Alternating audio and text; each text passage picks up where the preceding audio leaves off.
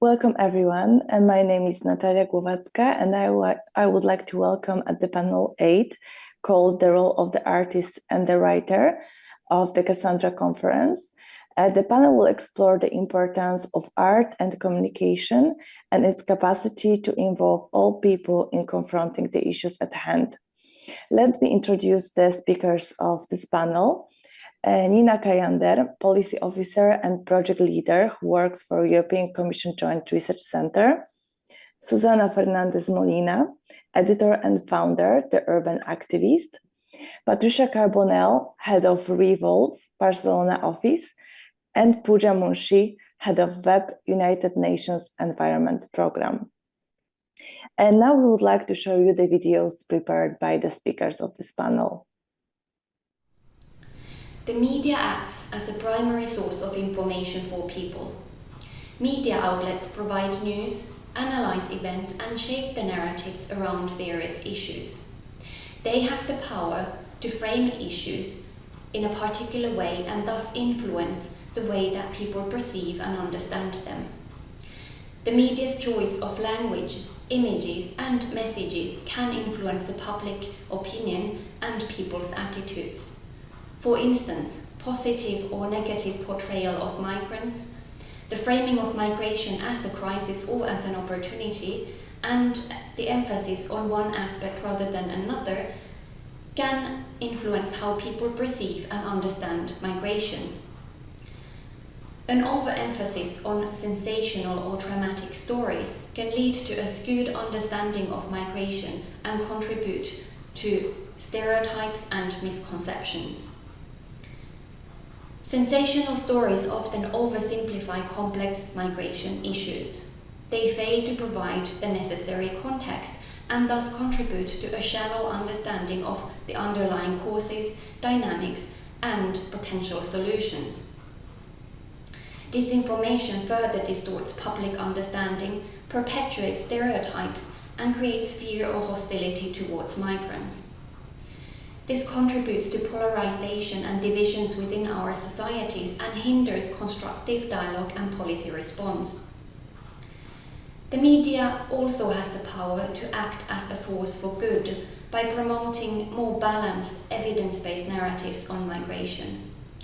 By moving away from sensationalism to a more factual reporting, by providing a platform for diverse perspectives, and by properly explaining and contextualizing migratory events, the media can help the public understand better the complexities of migration. This can contribute to a more informed public, foster constructive dialogue, and support the development of inclusive and evidence-based policies. Hello everyone, my name is Susana Fernandez. I am the founder and editor of The Urban Activist, a solution-oriented publication centering its reporting on actions in cities that embody courage and create human progress. Independent, apolitical and non-partisan, our work manifests in an open archive of grassroots solutions, social innovations and movements in cities around the world. There are two things in the description of the Cassandra Conference that resonate with me. First is that awareness must be based on knowledge that leads to engagement, and finally, engagement must be the route to solutions. I believe we, independent media platforms, have a significant role to play to transform journalism and focus on responses to problems and what we can learn from successes and failures, in other words, knowledge, as opposed to only problems, can inspire civic engagement. And secondly, technology centers and research institutions have a social responsibility to work in close collaboration and cooperation with society as a whole. Communication has the power to build bridges and encourage exchange between academia, policymakers, non-profits, artists, grassroots initiatives, activists, and ordinary citizens, and encourage a no-silos thinking. The world is facing unprecedented social and environmental challenges that will require all of those actors to open up to one another and find new ways of collaborating. Communicating multidisciplinary solutions can inspire them to move their traditional boundaries and find a way to collaborate to address the societal challenges of our time. People working on the ground have already watch battles with solution-oriented approaches on many issues. It is not about providing stimulating emotional links, it is about empowerment, raising those voices outside the mainstream and changing the narrative about Africa and others to challenge stereotypes. Journalism can strengthen these communities, build trust, depolarize public discourse, and increase civic engagement. The art of storytelling is inherently political, therefore it's important that we ask ourselves as artists what we want to say. Writing at its best is capable of creating perspective and building bridges. These are the stories I want to tell. I think the sustainability of the Mediterranean community extends far beyond just the environment, and I think that we have more than the waters connecting us. I have a vision of the Mediterranean community that thrives on the pillars of equality, regardless of race, gender, or individual identity. We cannot forget that we are humans, part of nature, and with a unique social fabric. So in my quest for a harmonious Mediterranean community, I find a powerful ally in art. Art in all its forms, because it has the power to transcend the boundaries that often divide us. It's a language, a force that can evoke emotions, empathy, and break down barriers. Art is not just about the beauty, it's the fuel of some of the most important world-changing movements. It is a powerful energy, and it can help individuals to cope with grief, stress, and trauma. In situations where mainstream media is controlled or biased, art, like music, performance, poetry, becomes an alternative medium to convey information because it can transmit messages that might be otherwise suppressed.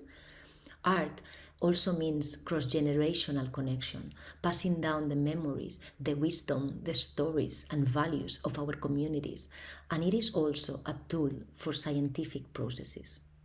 But art is only part of the equation. We also have a crucial piece, which is media, how we communicate these stories to the world. It is a powerful instrument in shaping perceptions and driving change. Journalists, writers, media professionals play a key role in sharing narratives that reflect the diversity of our communities.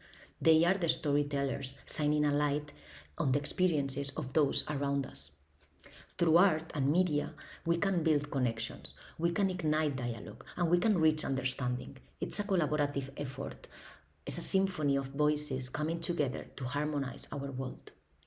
So let's remember this. Emotions are the heartbeat of change. We must harness the power of art and media to reach not only our minds, but also our hearts. Let's cultivate empathy and kindle the flames of equality.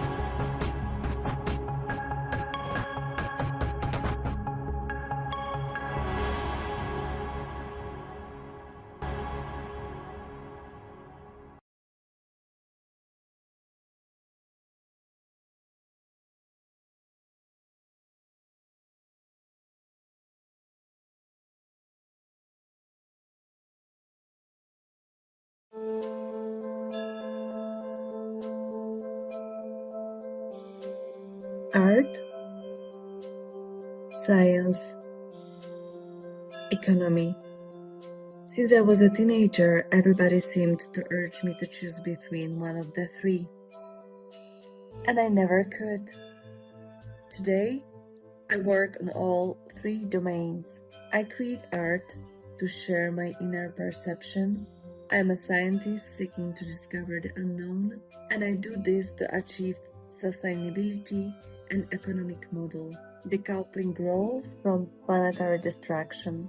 Women who have challenged traditional thinking before have often been demonized and depicted as an evil force. Like few others, Medusa stands for this. Yet, she equally symbolizes the power of transformation and the complex nature of human emotions. Combining what seems to be impossible, art, science, and sustainability, in an intention to bring people together, this revealed itself as a new way of endless possibilities for learning, growth, and dialogue. While I already had many experiences of what we call the Renaissance approach, the opportunity to share the fruit of my art and science with a vast audience in New York and Washington this year was an eye-opener to me.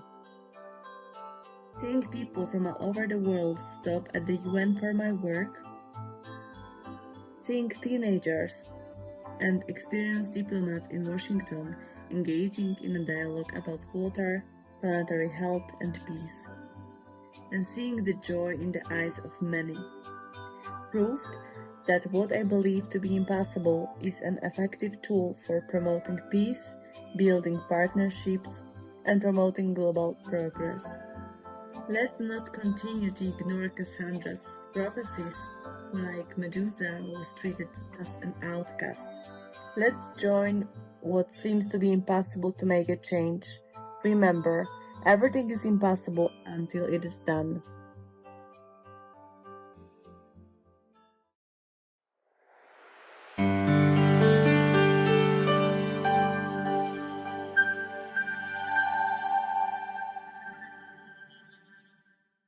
Okay, so thank you for showing the beautiful videos of the speakers. And now I would like to open the debate, and the first question will go to Nina KAJANDER. How can a more accessible science communication counteract on fake news and disinformation? Nina, could you please explain us more about that? Thank you, Natalia, and good morning, everyone. That's a very good question. I think that counteracting and countering fake news and disinformation is something that we would all like to do. Let me start by saying a couple of words about the terminology. I think it's really important to understand that there is a difference between fake news and disinformation. So while fake news usually refers to false or misleading information presented as genuine news, these stories are something entirely made up and created to deceive readers. Disinformation is a broader term which refers to various forms of misleading information that is spread with malicious intent. And out of these two, I would say that disinformation is probably more harmful because it's much more challenging and difficult to counter and also to identify. It spreads really quickly through social media platforms. There are automated systems, bots, and even some social media algorithms, which can also sometimes inadvertently amplify the disinformation and create this illusion of a widespread consensus on a topic. So addressing the falsehoods in real time is probably impossible, and also identifying the source of the disinformation is sometimes difficult. In my team, in the Joint Research Center, we do research on disinformation, on migration specifically, and we have seen that it's not easy to identify disinformation in the first place, because the disinformation is often not in the description of the events. The line between the disinformation and information is completely blurred. So it's not about some sort of fake or fabricated facts or events, which would be much easier to debunk with correct information or facts. So the media articles that we have been looking into are usually describing events that really took place and that cannot be disputed. And the disinformation is really a sort of a very sophisticated and discrete blend of facts, events, and manipulative correlations, exaggerated consequences, and the use of certain type of language and tone and vocabulary which then together create these narratives that are harmful and that impact people's attitudes and perceptions. So tackling information is therefore not as simple as just providing facts and figures. Research shows that providing facts and figures in the first place does not always work with people for several reasons. The first one is the confirmation bias, so people tend to consume and believe information which aligns with their existing beliefs, and then this just reinforces their preconceptions. And disinformation obviously then exploits these biases, and it appeals to people's existing fears and anxieties, making it really challenging to change people's minds. Also, we know from research that changing people's minds in general is really difficult. Disinformation often thrives in politically polarized environments where opposing views create a fertile ground for disinformation, and so topics like migration are really vulnerable to disinformation. It is a very complex topic where it's sometimes difficult to understand what exactly is going on, and the stories appeal to people's emotions, values, and identities. Also, those who spread disinformation, they continuously adapt their tactics. So now we've been seeing these deep fakes, and it's really difficult to know whether they are true or not. There's a video from the Italian Matteo Salvini where he speaks completely fluent French with his own voice. So, you know, for people who don't know him, it's really difficult to know whether he really speaks French fluently or not, whether he's saying it's true. So keeping up with all these developments is difficult. This said, I do believe that science communication can play a role in countering disinformation in terms of raising the general awareness and education of people, and that enhancing people's understanding of wider topics and building trust as a reliable information provider. Science communicators can promote critical thinking and increase people's media literacy, and then that in general reduces the likelihood of people misinterpreting events or falling victims of disinformation. And science communicators can really act in partnership with journalists and help journalists create stories that are based on facts and evidence rather than disinformation. But yes, just providing facts and figures is not effective. So I think science communicators need to craft narratives that humanize scientific concepts and make them relatable and engaging, and develop a coherent narrative, create this kind of storylines that appeal to the values and identities of the target group, and then be persistent and coherent. And I will stop here. Thank you very much. Thank you very much, Nina, for your answer. We know that disinformation is a huge challenge for us in the modern world, and we know that we can fight with that mostly through the education, because we know that disinformation is a problem not among the young generations, but also among adults, and we face this in everyday life. Thank you so much, Nina. And here there will be a question to Susana. How can we lead to actual behavior change, for instance, going beyond more awareness raising? Please, Susana. Thank you very much, Natalia, for the question.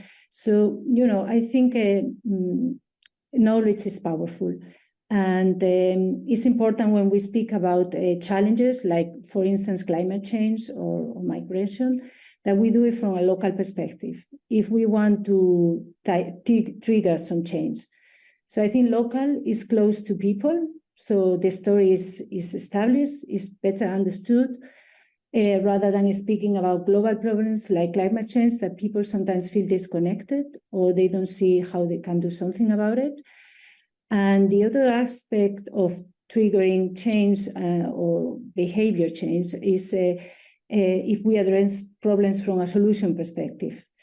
I think we need more positive news, and especially already. And people, if we speak about solution-driven initiatives that people are doing on the ground, we can learn from that examples, and we feel hope, solidarity. We are informed, and we are encouraged to act eventually. So I give you an example. If we speak about textile waste or ocean pollution, I will tell the story of a community-led initiative called the REVOLVE, which is rescuing textile waste from the landfills of Accra in Ghana. So many of the clothes that we weave away in the Western Wall will eventually land in one of the second-hand largest markets in Africa. So, Jaira Akbufa and his friend came up with this idea of designing cool clothes from textile waste. And they do many courses online, worldwide, on upcycling, because they have mastered it and masterminded. And so that, they are both, they reduce the textile waste in Cantamato. So certainly they can alone solve the problem, but it makes people understand the impact of consumption behavior. And they perhaps reduce the amount of textile waste because they know about Jaira and his friend and what they are doing to reduce the textile waste in their countries. So I think this is one example. There are many other examples like plastic pollution. We need to change a little bit the narrative about how it's generated. Plastic pollution is upstream. Yesterday, I was listening to one of the panels in the Cassandra Conference, and they were speaking about the pollution in the rivers in Nairobi. So we need, even if the Western world, we have all these campaigns, sometimes greenwashing campaigns about plastic pollution, but the problem is really somewhere else. 10 rivers are the most polluters, giving plastic to the ocean. So we need to tell about these stories of these people in Nairobi trying to clean the river, so that people understand better the problems, and they are more likely to change behavior and act. Thank you so much, Susana. So yeah, the key is to reach also the local communities in order to lead to the behavioral change. Thank you so much. The next question will go to Patricia. How do we train scientists to communicate better their scientific knowledge with society, please? Thank you, Natalia. Well, first of all, maybe to give some context, at REVOLVE, we are a communication group, and we have a diverse group of people, multidisciplinary, and some of the team members are scientists and others are journalists, communicators, creatives. So we need to kind of find a common ground between the two worlds. Some of the scientists we work with at the team are specialized in water, soil, biodiversity issues, and we usually get this question from them, actually. How can we get better trained to really communicate more effectively? Because we work in EU-funded projects on research and innovation, and our kind of broader partners are also scientists, so it's a big challenge. And I think what we have been discussing is that, starting with the question of why I'm doing this research, I think we need to look at the bigger picture, even if we are looking at a very kind of specific soil health issue or biodiversity, to find the transversal connection, the interconnection with other topics. And that's challenging, but we need to provide context to why I'm doing this research and what is the impact that it will have in people's life.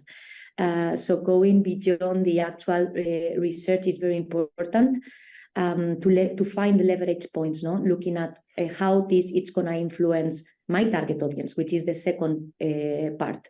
I think that's also very important. If we are doing a research, understanding who is my audience, it's crucial to tailor the communication and to fit the understanding and the interest of that our audience. In this case, for example, in the research we do, all the data at the end of the day is going to be communicated towards policy, for example, to influence policy. So we need to drive somehow to translate these messages into sort of like more advocacy messaging, or to shape a policy roundtable with the common themes that we have identified in the research. So we need to transform things into something that is very data-oriented and technical data into something that can be interesting for a given audience. Sometimes we look at the data to actually build a communication campaign that's going to be targeting citizens, no? And we find the ways to make it more appealing and even involve artists to do so. So it's all a lot of kind of layers that go from making the scientists understand the value of that research in the impact in society.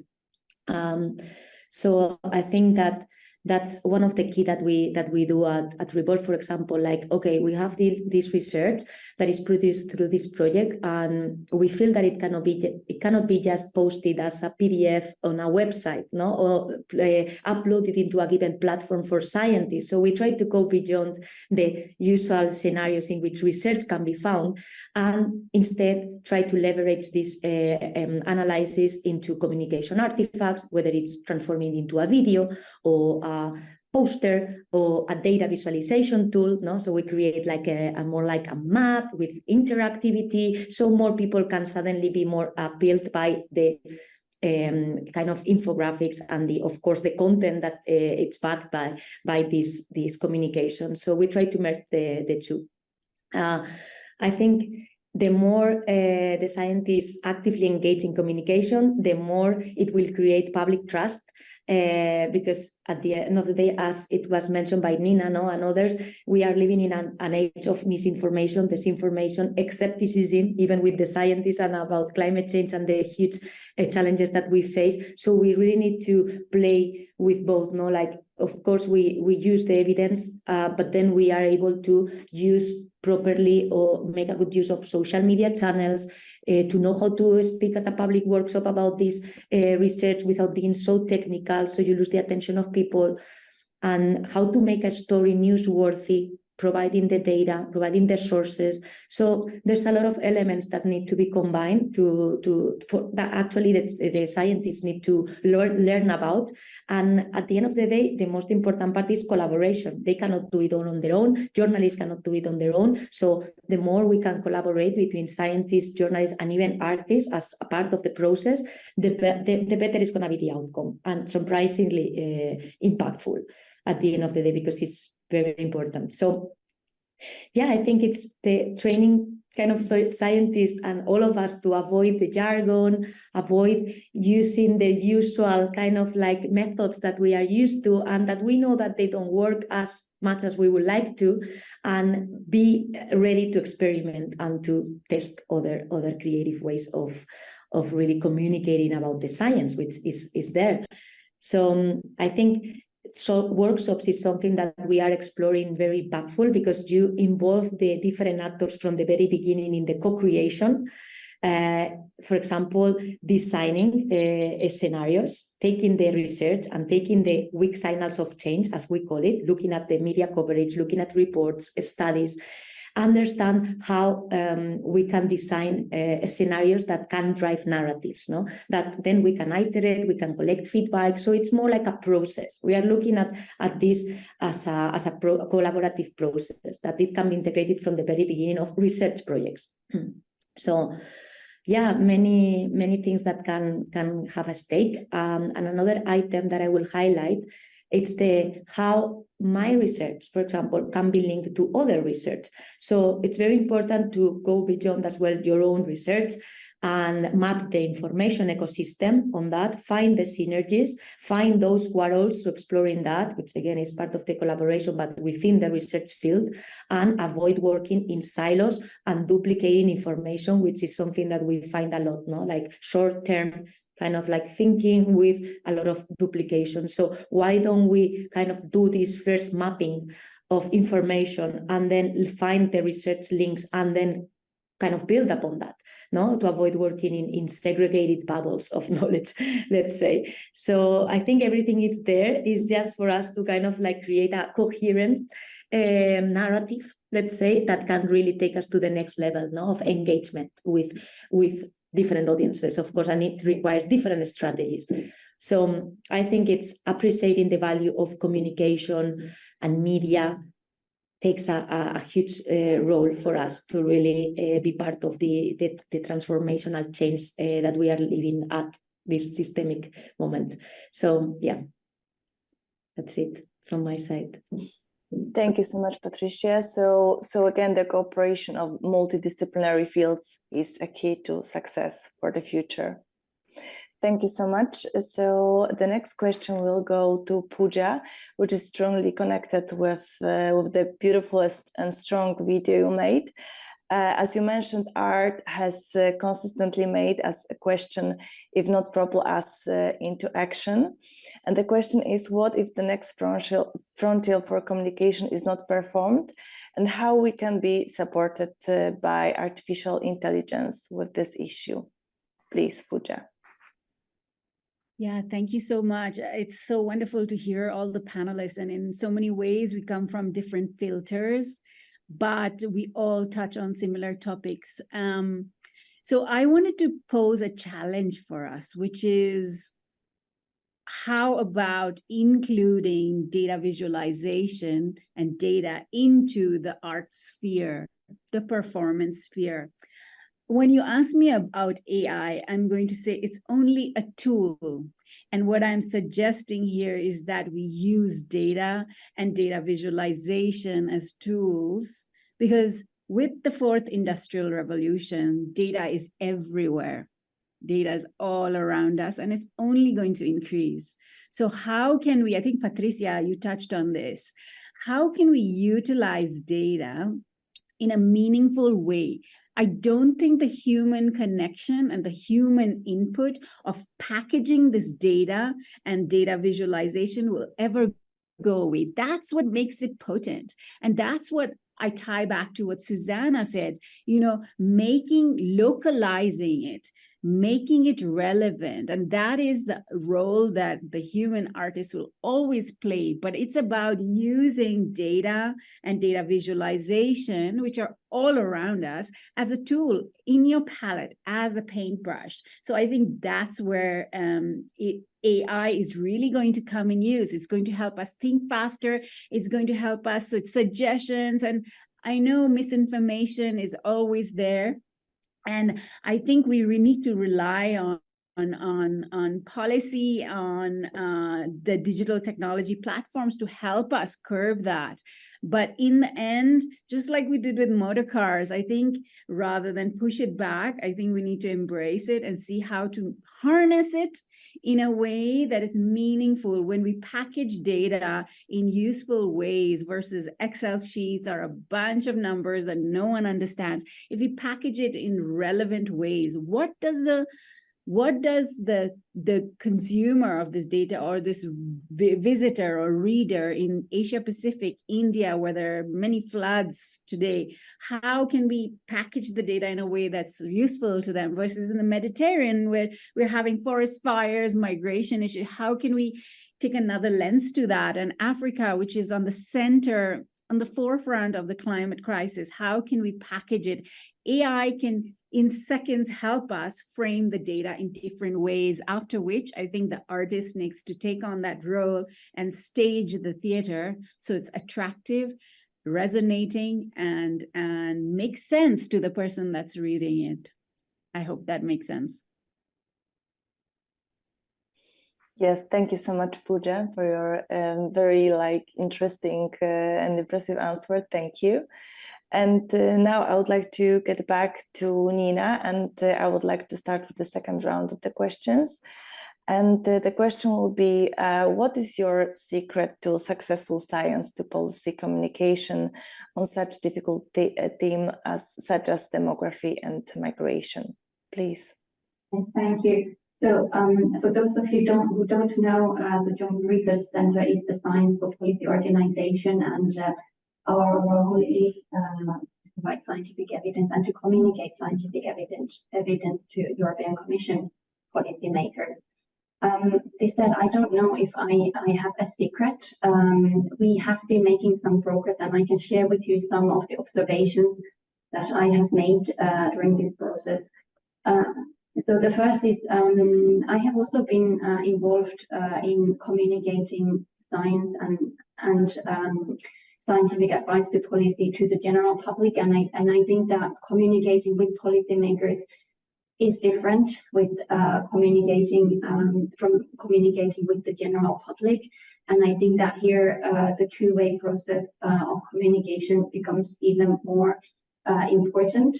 It is not only about translating the science into a language that is understandable to the policymakers, but it really starts with the scientists first understanding the policy landscape and the policy challenges, the timing, the policy cycle, and so on.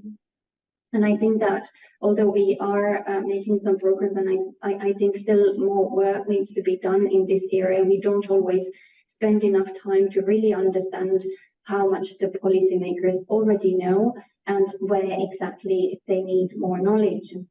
I also think that we need to be more honest on both sides about issues that we don't understand. So sometimes it's difficult for scientists to say that we don't fully follow what is going on at the political level, and the policymakers might be too busy to really understand our scientific reports, or to say that they don't understand the scientific language that we're using. So we keep talking past each other, but I think it's really important to stop and to clarify the issues that we don't understand. And I think this also goes for the relationship between scientists and communicators in general. You know, sometimes communicators might feel inadequate if they say, I don't understand what you say, I don't understand this science, but I think it's really important that they do say that, because if the communicator doesn't understand, then the public out there is not going to understand either.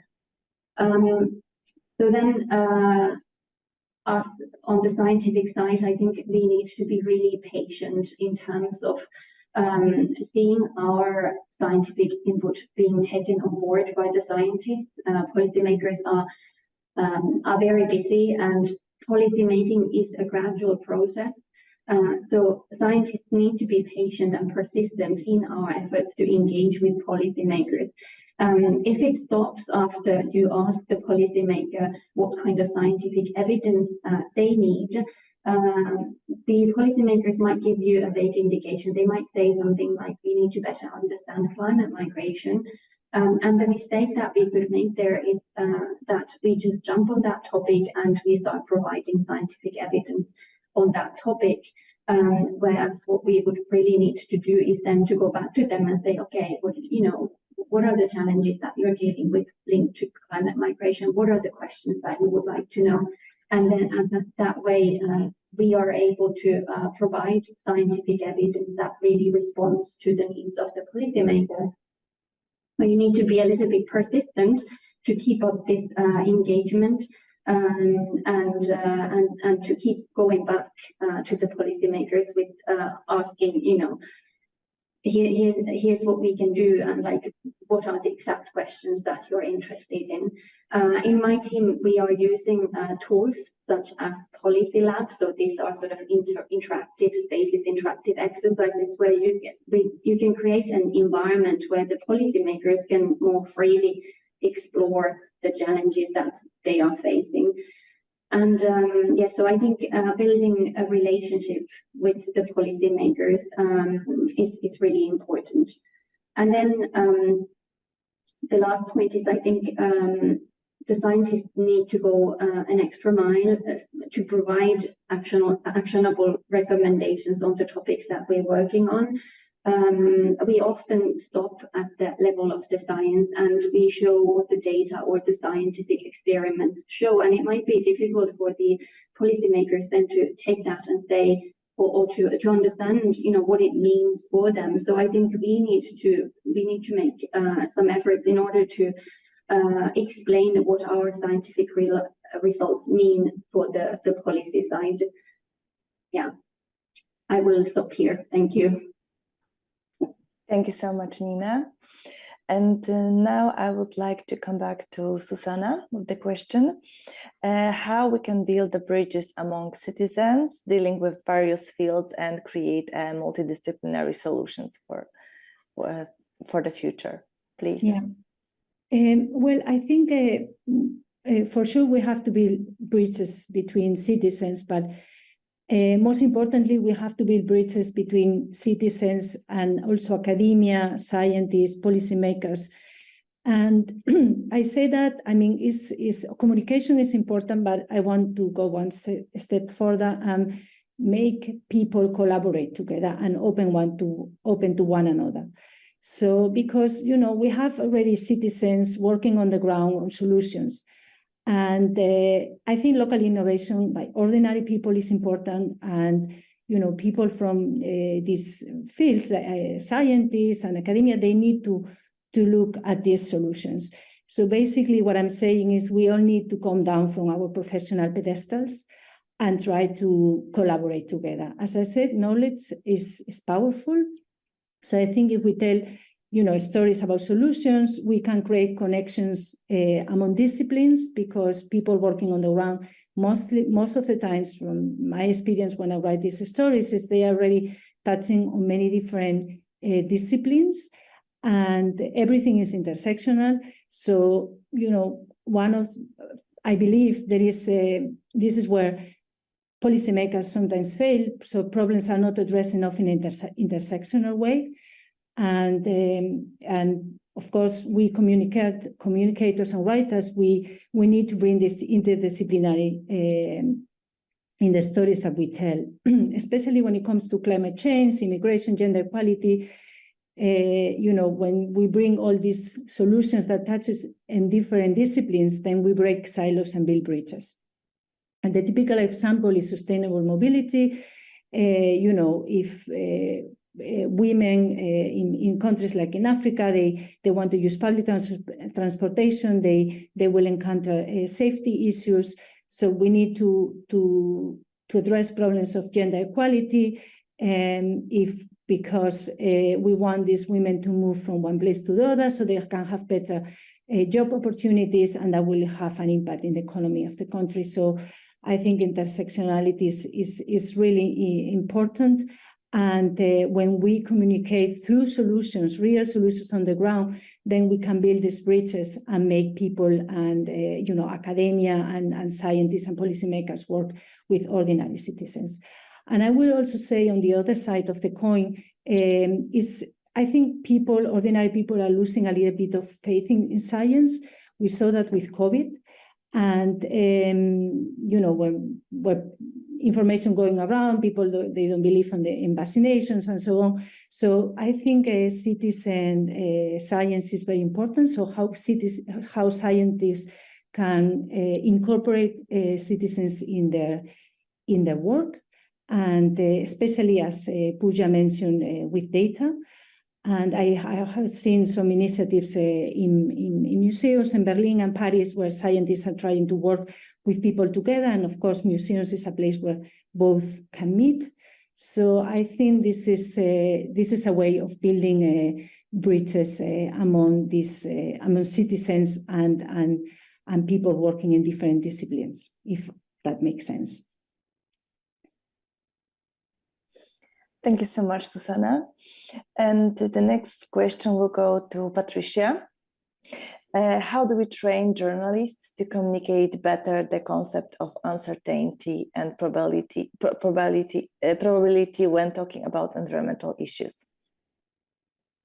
Please. I think the first step is to train journalists into ensuring that they have a solid understanding of the science behind the environmental issues. Because in my perspective, sometimes journalists lack the competencies of science reporting because it's hard not to know, and we need to be honest as well. And that's why the importance of collaboration with scientists.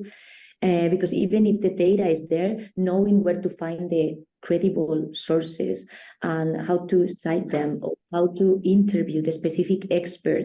So how to actually merge the qualitative and quantitative data. It's not easy for many journalists, or that's what our experience in the trainings that we have been doing across the Mediterranean, specializing in constructive journalism. So we start by introducing the kind of insights into the environmental topic, from waste management to water issues. We have done dedicated sessions.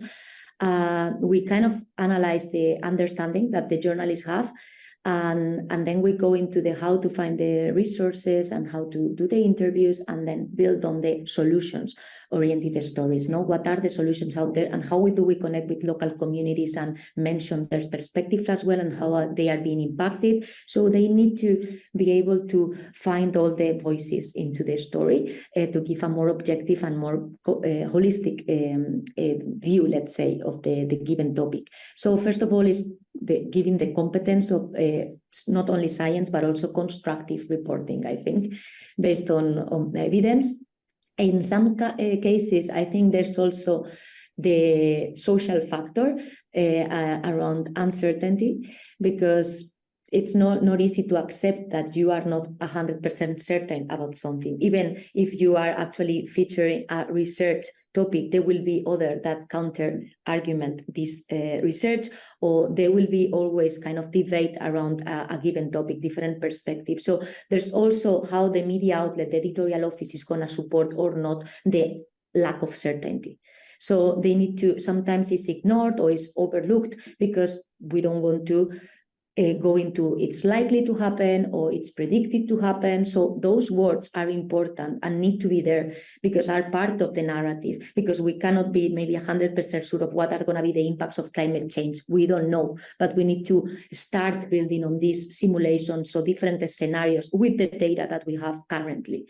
So that's the difficulty, finding the kind of like balance into what we know right now, let's call it as much certain as possible, and probable, what is very probable as a future, different future probabilities, because we don't know that it's one probability. So it's hard to, how do we put this message across, and how is that going to be supported and credible by the reader or viewer, let's say. So first of all, I think train them in identify the source of the uncertainty and acknowledge it if where it's coming from, whether it's from the nature, the limitations of the data, or whatever it is. And I think that's basically one of the main ways, no? Like, I think journalists need to be training how to do fact-checking. There's organizations and networks out there that are now putting a specific stream on fact-checking, because it's becoming a very important part of the day-to-day of a journalist, to give accurate data. And I think we need to train all of us to do that and to better grasp the nuances of the data they are reporting on. So, and citing better and finding relevant studies, which are all out there, but how do we kind of filter and put together a coherent story that, as Susana was saying, it also is humanized and it connects with a local reality, and it's not all abstract at a global level or at an international level. It's very important. Then how do we bring this into a local context without forgetting about the kind of like the systemic view. So I think that's important to give a more accurate sense of certainty and probability, let's say, no? And how to use this language it's complex. So I think overall, I think it's all about ethical reporting. So not overexploit sensationalism or the lack of accurate and balanced information. But at the same time, don't be afraid of, acknowledge that there's limitations in the knowledge that we have now, at least in the data. That, as I mentioned in my video, can be biased or can be context specific. So we need to be very careful to avoid the misinformation. So yeah, emphasizing that balance to foster, at the end of the day, our biggest mission is to foster public understanding and engagement on these critical issues, no? And that's what the media sometimes is doing in a very like event case scenarios, instead of giving more like the background and the insights to get prepared and adapt to the climate change scenarios or increasing migrations, no? These problems that we know that are there, but we still cover them as journalists in a very like punctual angle. So that's the challenge. Thank you so much, Patricia. And the next question will go to POOJA. Think global, act global. Considering the multitude of cultures and languages on this planet, how realistic is this slogan? Please. Yeah, I think we touched upon this a little bit again. You know, Susana spoke a little bit about it. I mentioned it a little bit. I think it's think global plus act local equal to change, right? It's a simple formula. I'll give you an example. I see this as a continuous data loop, right? My background is in data, but I'm also a communication specialist. So my left lobe and right lobe probably work the same, but I see this as a data feedback loop, meaning if we only think globally, the theories and you know, theorize, it's all on the top level. Nothing seeps down. Nothing, you know, comes down to where the action is, right? So when we, for example, at UNEP, when we set these assessments, these scientific reports, and then it needs to be localized because the flavor comes alive. It's the customization. The Mediterranean is so different than in Africa, from the environment to the social economic context, right? So all of that really needs to, you know, filter upwards again, so that this is taken into the consideration when the next round of, you know, policy, science to policy comes alive. I'll give you an example with what we do in the advocacy realm. So we host an international day called the World Environment Day. It's celebrated by millions across the world. And like Nina mentioned, our challenge is our stakeholders, the audiences that we speak to, run the gamut. We speak to policymakers because our mandate is to drive science to policy.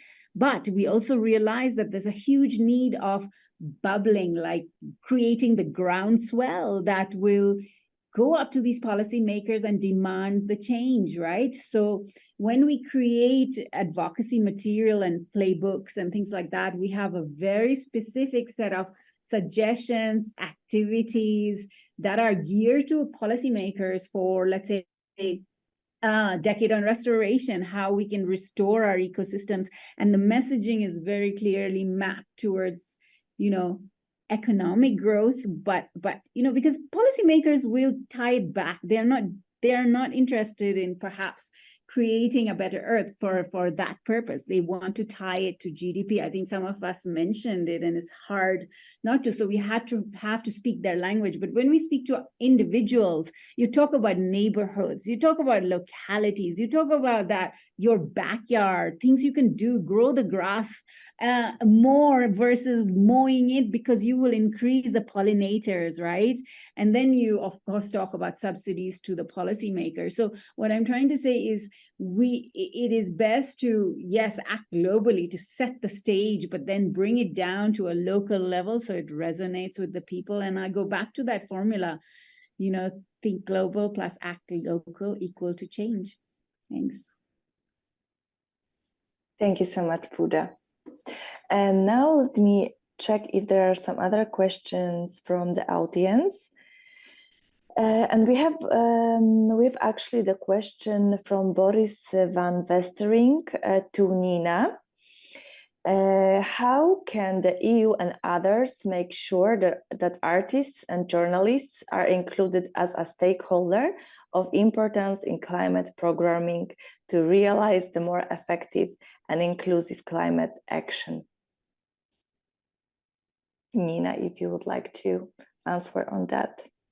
Thank you very much. Well, climate change is not really my area of expertise, opportunities, but I would say this, I think these organizations depend on communication in passing the message, whether it is about migration or the environment or climate change. So I think there is a space, and I really think there is a space, especially for artists and communicators and journalists who want to do the kind of reporting that Patricia was talking about, you know, more going into the details and explaining things properly. And I think this is what is needed today. You know, there are, I think we probably in the communication circles have been talking too much about simplifying things and making things simple and going for slogans. I think what people really need at this stage, or I would at least hope that what they need is proper understanding of complex issues such as climate change and migration, and because these are topics that cannot be explained with simple slogans. There are so many aspects to them, and I think, you know, if there are communicators and artists and journalists who are willing to work with the EU institutions or any organizations to provide this sort of a comprehensive picture, I really think there is a role for such communication. Thank you so much, Nina. And we have also the last question from Samita Bhattacharya from A3 Company. A general question to the panelists. So what are the warning signs that academic researchers can look out when journalists, news agencies are reaching out and may use information provided by the researchers for disinformation? If some of you would like to reply on that.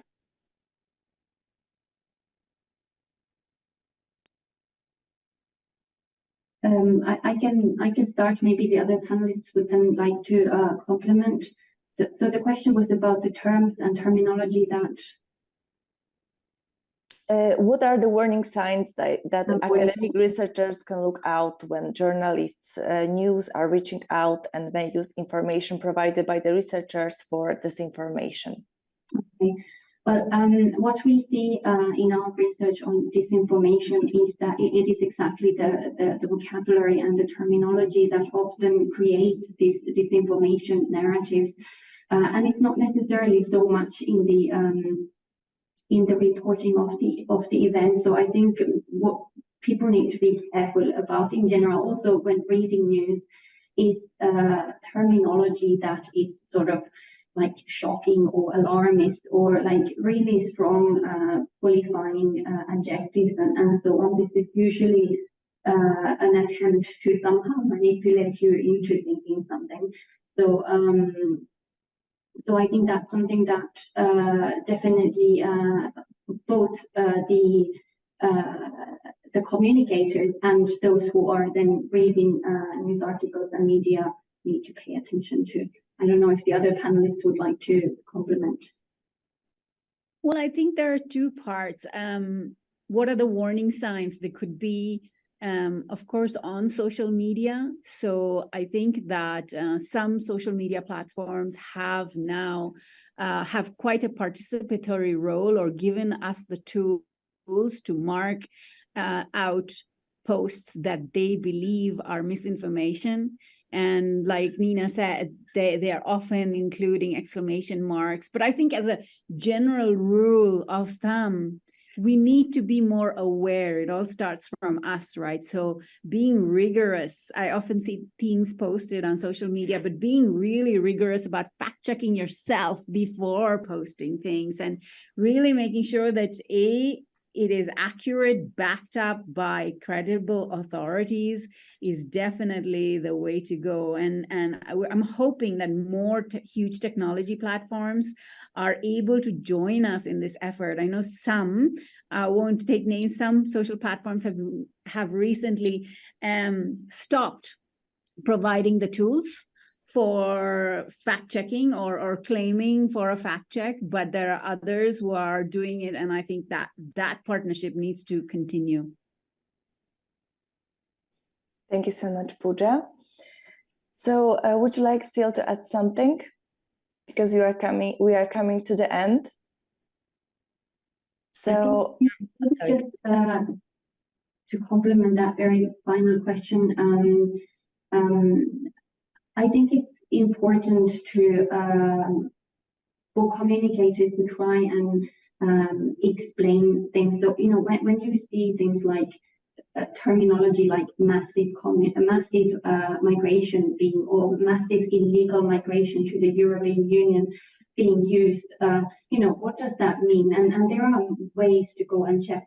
There's data available to see also migratory trends and so on, to understand whether we can actually talk about massive illegal immigration to the EU or not. So I think this is where science communicators can definitely help clarify misunderstandings that are put out there in terms of this kind of misleading vocabulary. Thank you so much. I would like to thank all the speakers, to Nina, Patricia, POOJA and SUSANA, for the detailed, comprehensive and inspiring answers on the role of the artist and the writer. To conclude, I would like to say that the art and the press have still a very essential role to play. And as you have said, knowledge is powerful, and only knowledge can help us in fighting with the disinformation. And the cooperation of the multidisciplinary fields and professions like scientists, policymakers, artists, even citizens in general, politicians, and with the support of the artificial intelligence can lead us to better communication and behavioral change for the future. Thank you so much for your time, and thank you so much for your participation in this panel. Thank you.